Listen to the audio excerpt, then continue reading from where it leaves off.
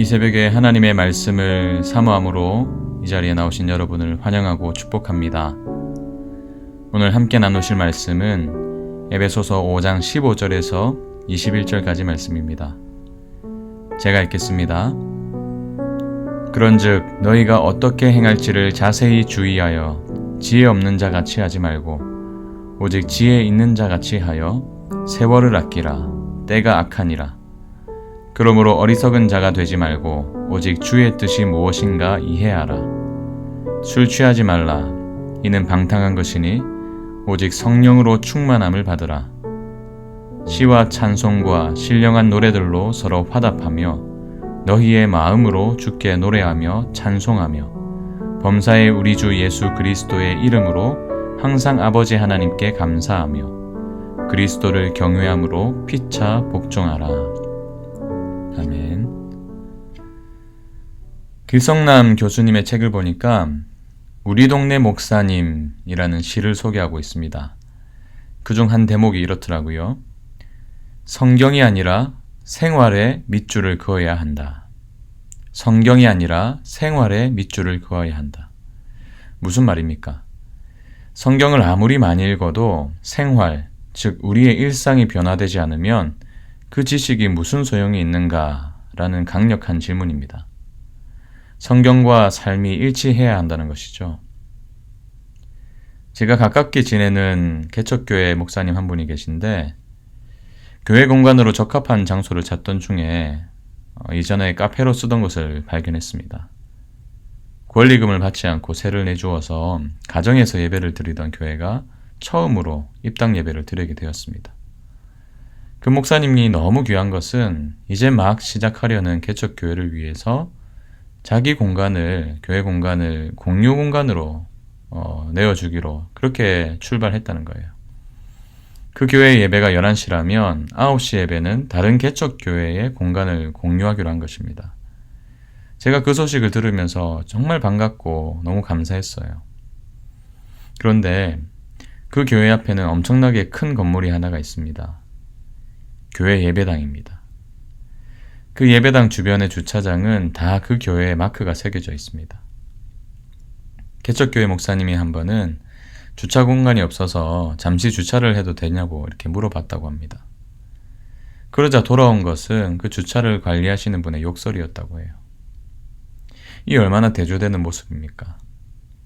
이제 겨우 작은 공간을 얻은 그 개척교회는 그 공간을 더 어려운 교회를 위해서 내어주는데 큰 예배당을 가지고 있는 그 교회는 주차장 한 칸도 내어주지 않습니다. 그 교회는 성령 사역을 하는 교회라고 합니다.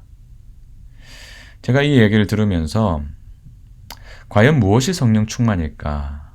이 근원적인 질문을 하게 되었습니다. 이 질문을 가지고 오늘 본문을 한번 보세요. 사도 바울은 지금 성령 충만의 모습이 무엇인지 저와 여러분에게 분명히 가르쳐주고 있습니다. 18절 보실까요? 술 취하지 말라. 이는 방탕한 것이니 오직 성령으로 충만함을 받으라. 술 취함과 성령 충만을 대조하고 있습니다. 왜 이 둘을 대조하고 있을까요? 옥하는 목사님은 제자훈련책에서 그 이유를 이렇게 말씀하시죠. 술에 지배받는 삶과 성령의 지배를 받는 삶의 대조. 술의 지배를 받으면 방탕한 삶을 살 수밖에 없습니다. 그러나 성령의 지배를 받으면 성령의 열매가 드러나는 법이죠.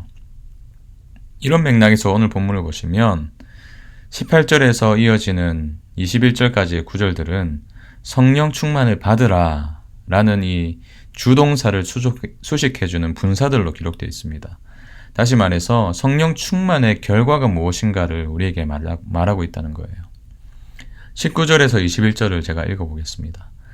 시와 찬송과 신령한 노래들로 서로 화답하며 너희의 마음으로 주께 노래하며 찬송하며 범사의 우리 주 예수 그리스도의 이름으로 항상 아버지 하나님께 감사하며 그리스도를 경외함으로 피차 복종하라. 이 5개의 분사가 무엇이죠? 서로 화답함으로, 또 주께 노래함으로, 찬송함으로, 하나님께 감사함으로, 피차 복종함으로 성령 충만을 받으라. 이런 의미입니다.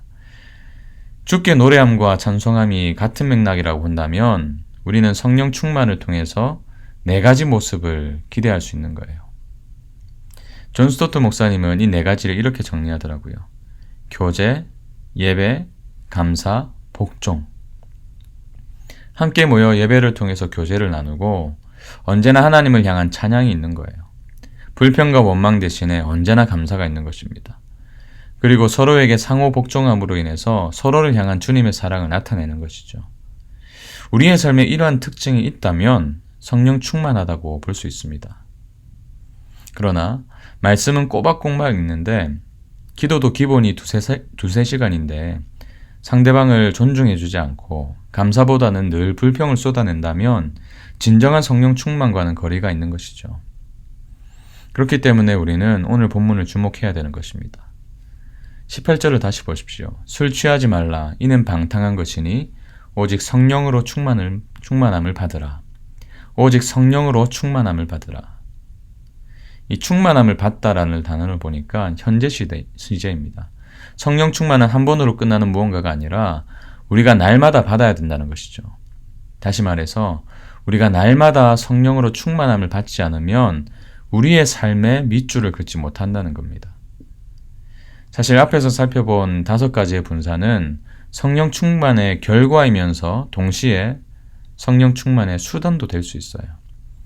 즉, 날마다 성령 충만을 받으려면 우리의 삶의 성도 간의 교제가 회복되어야 되고 매일 삶으로 예배를 해야 되고 주님의 은혜를 감사해야 되고 서로를 사랑하는 마음으로 존중해 줘야 된다는 것이죠.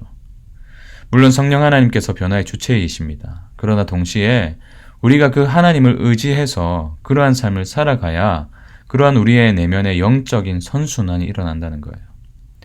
성령 충만함으로 충만함을 받은 자는 이러한 삶을 살아가고 또 이러한 삶을 살아갈 때에 성령 하나님의 지배를 온전히 받으며 살 수 있다는 것입니다. 그러한 삶을 살아갈 때에 우리의 내면이 변화되고 우리의 삶이 바뀌고 우리가 주를 닮은 자로서 더욱더 성장해 나간다는 것이죠. 말씀의 밑줄을 긋는 삶을 살아야 됩니다. 그러나 우리가 절대로 간과하지 말아야 될 것은 우리의 삶에, 우리의 생활에 밑줄을 긋는 것입니다.